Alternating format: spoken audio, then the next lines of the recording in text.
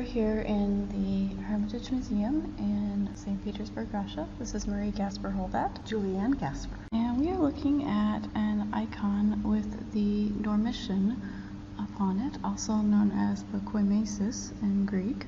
It is a Byzantine icon from the first half of the 14th century, and it was brought to Russia in 1860 from Mount Athos. Is this an icon of somebody on his deathbed?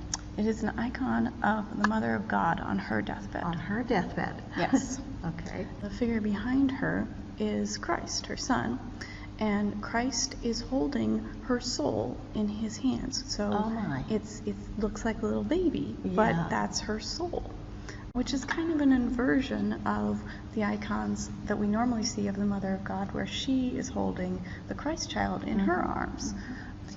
And you can see up at the top, the doors of heaven have opened up, and there's angels reaching down, ready to receive her soul. These are also angels around her? Okay, what we have is a couple of different registers of individuals. On the lower register, you'll see there are 5 people that don't have any halos.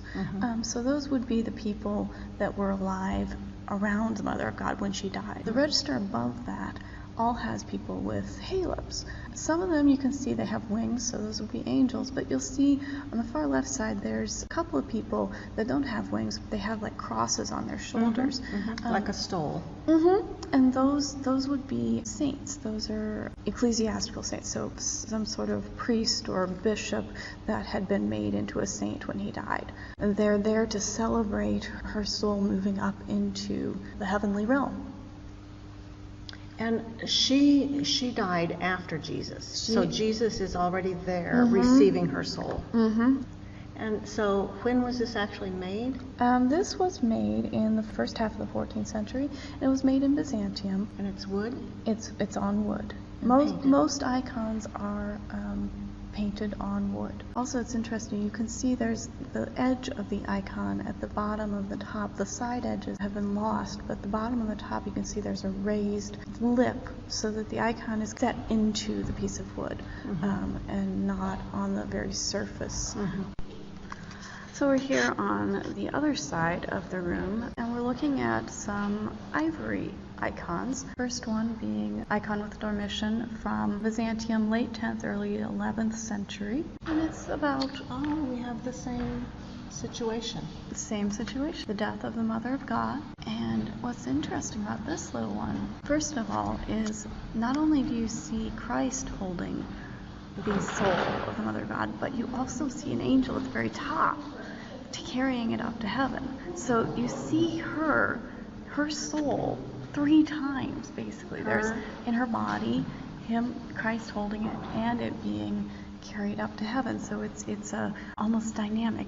It's moments in time smushed together into one moment.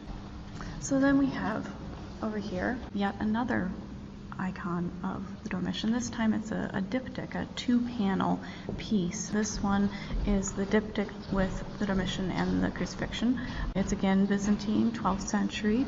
We can compare the two styles of these two Dormitions. If you look at the clothing or the drapery underneath the bed, it's more elongated. The figures themselves are taller.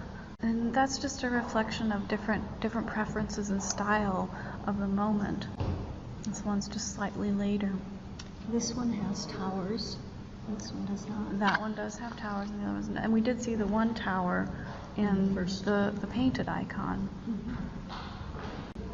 You can see from looking at it in person, the arms of Christ were actually detached from the background. The hands are attached to the background, but his arms literally come away, and there's space. You can see the light underneath them. And the feet of the angel, the wings of the angel.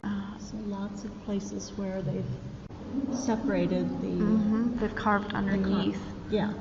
Separated the figures from the background. Which is a remarkable skill, and it's remarkable that it has lasted, it has survived this long. Many ivory carvings, those sort of spaces have been destroyed or broken. So it is pretty cool look at that. They're still here. You do see on the angels on the Dormition, their top hands have been broken off. But the bed posts and the posts for the footstool. Yeah, those are detached.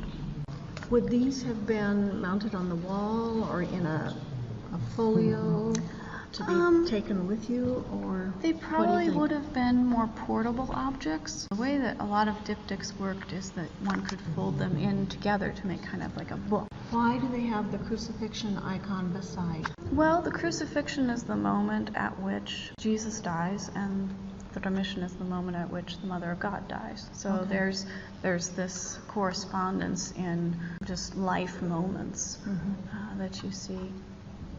But again, they're at different points in time. They're at different points in time.